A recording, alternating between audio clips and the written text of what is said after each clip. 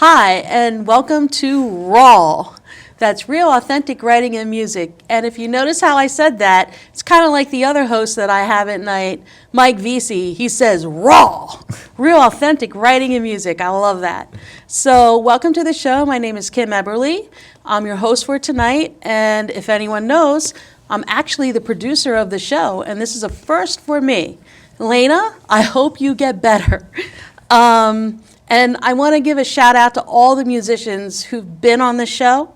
You're fantastic, and thank you, thank you, thank you. You're what makes this show an award-winning show for the last 2 years. So tonight, I'm very, very happy to have these two guys sitting with me. I have Alex Frondelli, did I get that right? Yep. And Jesse Klarsfeld. Klarsfeld, yeah. Klarsfeld, yeah. That a Russian name, right? Yeah, I believe so, yeah. Yes, thank you for coming, both of you. I know Yeah, you came from Long Island, a little hike. A little hike, yeah. But I'm so happy to have you here. I'm going to get right to the first song right now, and then we'll come back and talk a little bit about it. This song's called Segment by Charlie Parker? Yeah. Okay, Segment.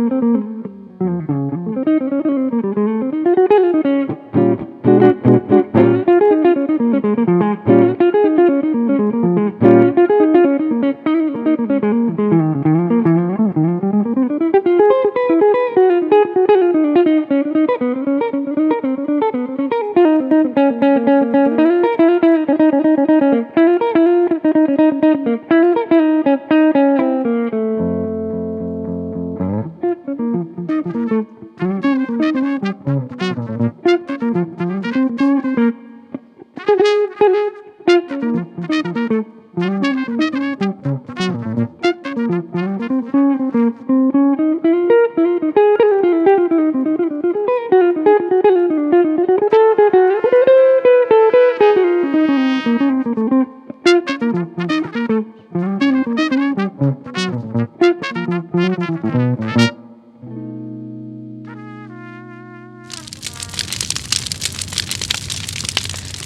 was a fantastic song, I have to say. I'm not familiar with Charlie Parker, so you want to tell me a little bit about him and why you picked that song? Oh, gee.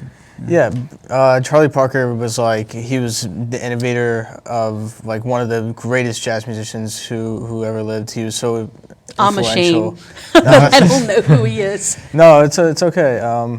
He revolutionized the style of jazz we called bebop, which was like a lot of like blazing solos, a lot of like weird chords, just like really fantastic in the 40s and 50s. Just the things he did for modern music, you know. So I take it's one of your influences? Yeah. Yeah, I think an influence of like basically any jazz musician, you know. Want to pop a few out there? Oh, I mean, okay, so let's say a modern guitar player that Alex, let's say he might emulate or study John Scofield, right? Right. You would say that he probably must have studied Charlie Parker at one point, or Bird is the nickname. Okay. He was yeah, nicknamed I think I've Bird. heard of that one. Yes, yeah. So, I'm trying to think of. Yeah, I mean, just every single musician that I might go see at a jazz club in New York City has been influenced by Bird in one way or another. Yeah. Now, are you only influenced by jazz, or do you like rock, or Yes. like Yeah. other pop, or? Absolutely. I grew up listening to classic rock. I think, yeah, I mean. Yeah, I mean, I grew up listening to straight classic rock, like trying to emulate like Jimmy Page and Eddie Van Oh. Halen, and my dad is like a huge classic rock head, so like I just really like that music touched me, you know, as a kid. So what made you want to do jazz? Because it's so different. In high school, I auditioned for this jazz band called NASA Suffolk Jazz Band, and Yeah. I didn't know anything about jazz at that point. I really was not an educated listener or player, but miraculously I got in, and through the help of the director, Bill Katz, I got exposed to a wide array of new music, and that really helped me out with learning. Yeah, same here. That's where I met Alex. I met Alex in this big band, I was NASA gonna Suffolk. ask you that. Yeah, that's Yeah. where I met Alex in this big band called NASA Suffolk, and he was saying Bill Katz, who's a legendary music educator, and he's actually an incredible oboe teacher and double reeds teacher. wow. But he's also Fantastic. he's incredible. But he's also just one of the greatest teachers I ever had, and. We were playing in this pre-college jazz combo for a little bit called the Delphi Pre-College Jazz Combo, which is ran by Dave Lowenstein and Doug Renault, and we both met there and we just kind of grew together and kind of grew up playing together, duo in different bands, and it was just a great experience. Just so far being his friend, and we're great buddies, and So we're going to move on to the next song. Okay. It's a classic, Dear Prudence.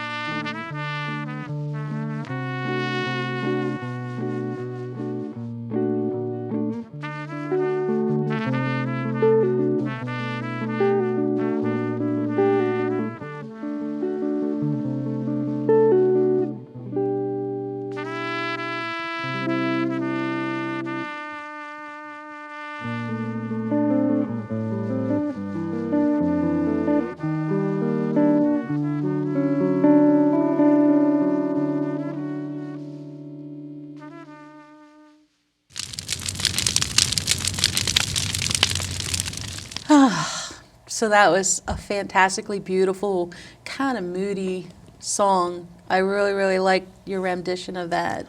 What made you pick the Beatles? I think the Beatles, I mean, it's timeless music. It's music that I feel is going to be around for hundreds of years after it's been made. You know, it's going to be like classical music. And honestly, you know how a song is good when you can play it in a number of different styles and it's still a great song. So I feel the Beatles are a perfect band in that respect. Yeah. Now I wanted to talk about your trumpet playing because I noticed you held some really long notes, and then as opposed to like really fast playing. Yeah. Is it harder to do that? Like just the breathing. Is there a technique that you guys are both going to school for music, and you told me your degree was Jazz performance. Jazz Yeah. performance. Yes, jazz wow. performance. Okay, they have a degree for that. Yes, yeah. But the style, trumpet seems like a really hard instrument to play. It can be, yeah. I mean, there's always a new challenge every day to tackle with it, which is why practicing every day is the only way to really achieve any kind of success, which is with anything, I guess. Yeah. And with trumpet, there's a large physical component and there's such a large mental component, and they really have to be in sync to really to make it happen, to make a good sound happen, as well as you were saying, you know, dexterity and being able to play, agility around the instrument. And as you were saying, I was playing more sustained notes. Yes. I guess the people that I've listened to and just kind of like my style as I'm trying to develop my own voice, I guess in that moment, I was just kind of feeling in the songs that we played, I guess in that song especially, I was feeling more kind of sustained, more kind of an ambient kind of It seems vibe. like it would be harder than like the short, quick notes to sustain that type of conditioning that you would have to use. And of course, your guitar playing is phenomenal. How long have you been playing guitar? I think it's been about 8 years now. 8 years. 8 years I've been taking it seriously, yeah. Wow, you started very young then. Yeah. And I love that guitar. You want to tell us about that guitar? Thank you. Yeah, this is actually, I recently got this guitar. A story behind this is at SUNY Purchase, I came back from Smalls, a jazz club, very late, and the guitar I had got stolen out of my car, actually. Oh, wow. So That sucks. Yeah, but well, the good thing that came out of it was I was able to, through insurance money, I was able to purchase this new guitar. This is a Ibanez John Scofield model. Yeah. And it's really just it was a $1,200 guitar, really a workhorse, very reliable, beautiful finish, you know. It sounds great. It has that jazzy sound, like it was made for like playing this style of this genre of music. Yeah, so love it. So we're going to move on to the next song. This is actually an original. It's called Her Smile. And you wrote it, right, Alex? Yes. Okay. Her Smile.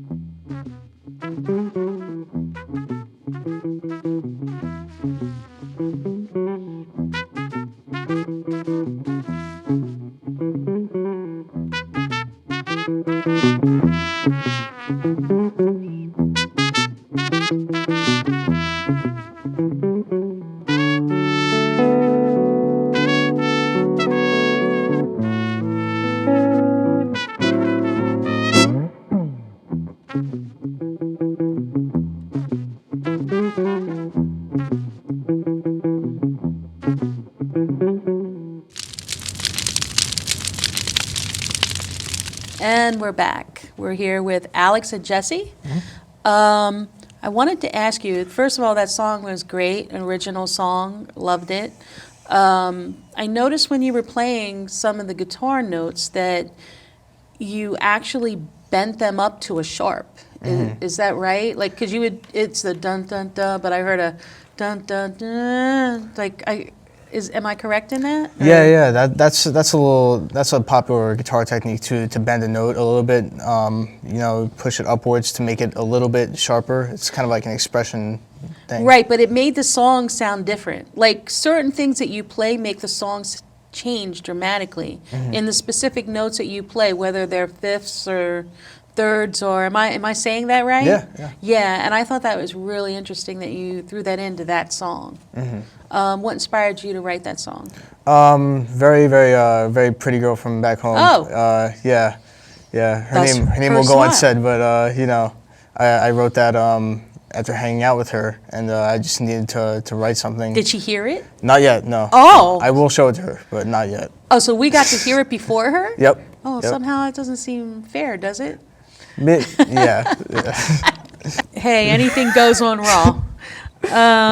Okay, so getting back to the instruments, do you play other instruments? Yeah, I'm also a drummer. I actually learned from my dad how to play drums when I was about like 6 years old. So the drums came first, and then you decided, hey, Dad, I want to play guitar too? Yeah, and he had like this old crappy little guitar laying around, and he was like, "Here, go try your best." And the first thing I learned was it was David Bowie's Ziggy Stardust. Oh, wow. It was the first song I tried to teach myself. Oh, nice. And do you only play the? You I play other play instruments? bass as well. And I- Oh. Great bass player too. Yeah. Oh, it's something that I guess I've been. It comes back and then it leaves, and so it depends on how much time I have to actually practice it and such. And I'll have different kind of odd gigs here and there with it. But I love playing the bass. I've been playing since high school.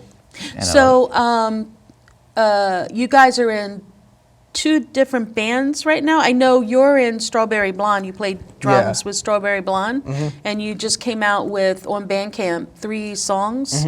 That you're promoting soon. You're going to be promoting is it a CD? Yeah. The full album actually has 8 tracks on it. Oh, great. That's going to be on iTunes and Spotify hopefully soon. And how can we find that? StrawberryBlondeLovesYou.bandcamp.com. StrawberryBlondeLovesYou.bandcamp.com. Yeah. And what are you working on now? What project? At the moment, I'm not really working on any kind of projects other than the project with him as just a duo and such. Okay, good. When I'm in Miami, it's more kind of, I guess, club dates and just kind of more doing like substituting, doing sub work, working with professors on their music and like Okay. playing their music and such. So nothing really. I'm trying to think of anything that's like more kind of an actual product of mine. There's not really anything going on yet. All right. but Well, there we'll will be looking forward There will to be. you two doing a project together, Yes. so you can get it Yeah. out there on YouTube, right? Am I Yes, correct? absolutely. We were in a project together. And back in high school, we were in a little ska band. Oh, yeah. called, Oh, we have ska's Frondelli. cool. We have an Yeah, album. yeah. We have an album. Yeah. On that. Oh, yeah. wow. Can we find that somewhere on YouTube? Yeah. Yes. Is it floating around? Yeah. Okay, so we'll have to look that up. Yeah. And how can we find you on Facebook again? I know you have a Facebook page Yeah. under Alex Frondelli. Frondelli guitar. Yeah, okay. I have a Facebook page. Yeah, it's Jesse Klarsfeld trumpet. You can look that Okay. up and you'll find. I'm gonna change it up soon, make a better Gotta name. But update that. yeah. Okay. Yeah. The last song we're going to hear is a classic. It's one of my favorites, Just the Two of Us by Bill Withers. And we're going to leave you on that note. Thank you so much for coming to Raw or watching our show tonight, and we'll see you next time.